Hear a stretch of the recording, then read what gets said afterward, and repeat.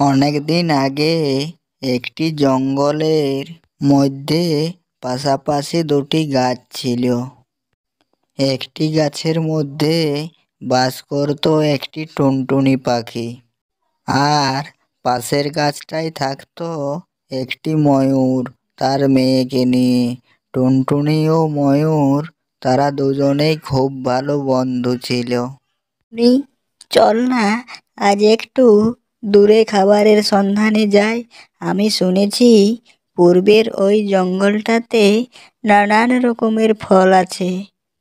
হ্যাঁ হ্যাঁ, ঠিকই বলেছ।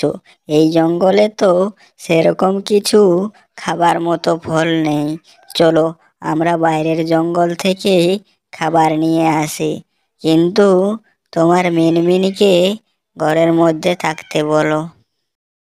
মিনমিন, আমি আর তোমার টুনি আন্টি পূর্বের জঙ্গলে যাচ্ছি ফল আনার জন্য। আমরা না ফেরা পর্যন্ত তুমি ঘর থেকে বাইরে বেরোবে না।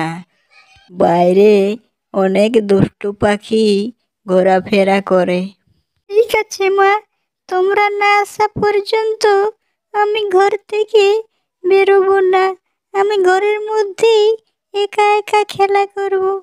বলে টুনটুনি ও ময়ূর তারা নতুন জঙ্গলের দিকে উড়ে গেল, এবং সেখানে গিয়ে তারা ফল কুড়োলো, খেললো, এবং আসার সময় তারা একটি করে ফল নিয়েও এলো।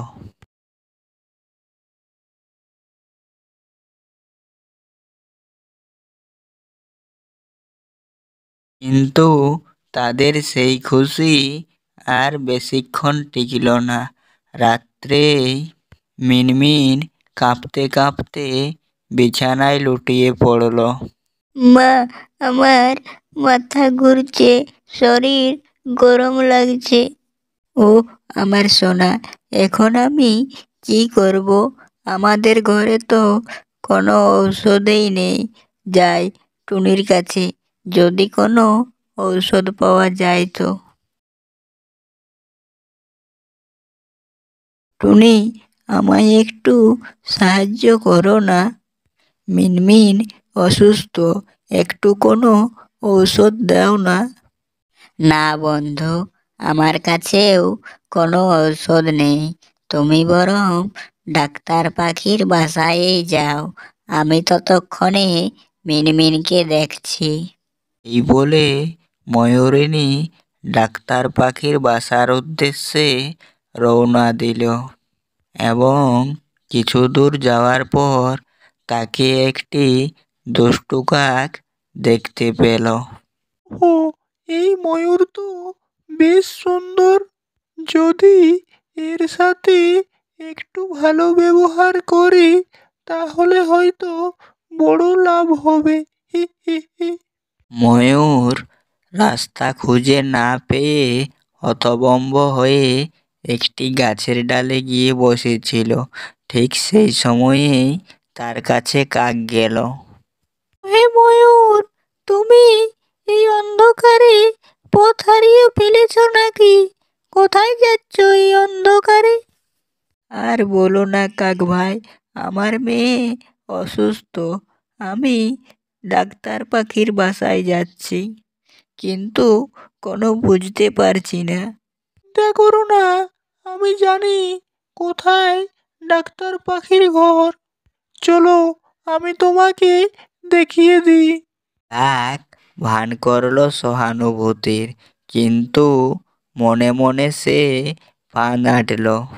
সে ময়ূরকে নিয়ে ডাক্তার পাখির বাড়ি পর্যন্ত পৌঁছে দিল। এই ওষুধটা নাও, প্রতিদিন 3 ফোঁটা করে খাওয়ালে তোমার মেয়ে সুস্থ হয়ে যাবে।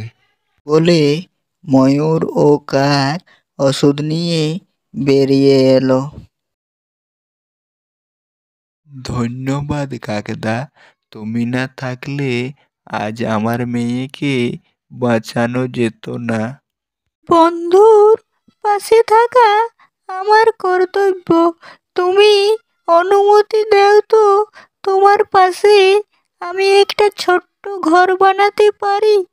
অবশ্যই, আমার পাশের ডালটার নিচে অনেক জায়গা আছে, এসে বানাতে পারো, কোনো অসুবিধা নেই। পরের দিন কাক সেখানে ঘর বানিয়ে ফেলল। টুনির মনে তখন থেকেই সন্দেহ জাগতে শুরু করলো। কাক হঠাৎ এখানে ঘর বানাচ্ছে কেন? জঙ্গল তো অনেক বড়, এখানে তো আরো অনেক গাছ আছে, তাও এখানে সে ঘর বানাচ্ছে। নিশ্চয়ই কোনো মতলব আছে, যাই ওকে গিয়ে জিজ্ঞাসা করি।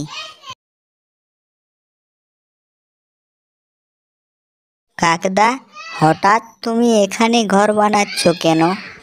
আমি ময়ূরের অনুমতি নিয়েই তো এসেছি। কেন, কোনো অসুবিধা আছে নাকি? এই কাকের মুখে ভদ্রতা মানেই কিছু একটা গোলমাল আছে। কয়েকদিন পর সকালবেলায় ময়ূর ঘুম থেকে উঠে দেখে তার বাচ্চা নেই। সে এদিক ওদিক খুঁজে দেখে, কিন্তু কোথাও না পেয়ে সে টুনটুনির কাছে যায়। টুনি, আমার মেয়েকে কোথাও খুঁজে পাচ্ছি না। শান্ত হও বন্ধু, আমরা দুজনে মিলে একসাথে খুঁজে বের করব তোমার মেয়েকে। চলো জঙ্গলের চারিদিকে খুঁজি। সারা বন খুঁজে বেড়ালো। অবশেষে টুনি দেখতে পেল একটি গুহার মধ্যে কাক মিনমিনকে নিয়ে ঢুকলো। ওটা তো মিনমিন, কিন্তু ও গুহার ভিতরে যাচ্ছে কেন? যাই গিয়ে দেখি। গুহার ভিতরে ঝলমল করছিল আগুনের আলো, আর সেখানে বসে আছে এক ভয়ানক ডাইনি। কাক, তুই যেমন বলেছিলি তেমনই সুন্দর এক পাখি এনে দিয়েছিস। এই ছোট্ট ময়ূর ছানা খেলে আমার যৌবন ফিরবে। আমার মতো দেবীকে খুশি করা আমার কর্তব্য। এখন তাড়াতাড়ি দাও দেখি সেই জাদুর ফলটা। এই নে সেই জাদুর ফল, এতে এক কামড় দিলে তোর ভাগ্য পাল্টে যাবে। আর বাইরে তাদের সব কথা শুনছিল টুনটুনি। আর সন্দেহ সঠিক ছিল, কাক আবার আমাদের সঙ্গে প্রতারণা করেছে। এবার আমি ওকে ছাড়বো না। ওই নিষ্পাপ শিশুকে ছেড়ে দাও, না হলে তোমাদের ওই জাদু নিজের উপরেই ফিরে আসবে। তুই কে রে ছোট্ট পাখি? আমার মন্ত্রের সামনে কেউ টিকতে পারে না। আমি সত্য আর বন্ধুত্বের পক্ষে দাঁড়িয়েছি, আর সত্যের আলোর সামনে কোনো অন্ধকার টিকে না। বুকের কাছ থেকে আলোর ঝলকানি বের হলো, আর টুনি মন্ত্র পড়ল, লো জাগো আর অন্ধকার ভাগো। ডাইনির জাদু পাল্টে গেল, সঙ্গে সঙ্গেই গুহা কেঁপে উঠল। না, আমাকে ঠকালে আমি তোমাদের ছাড়ব না।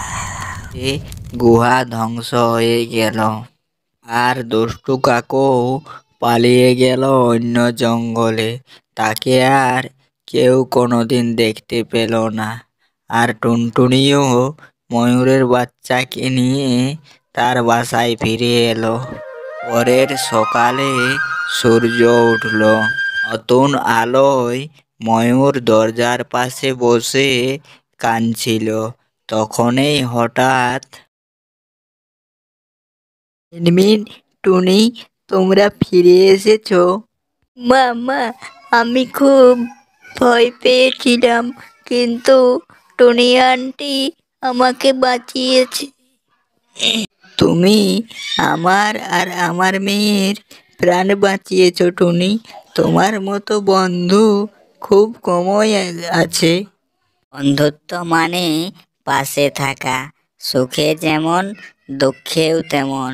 আমরা পাখিরা একে অপরের ডানায় ভর করে উড়তে শিখি।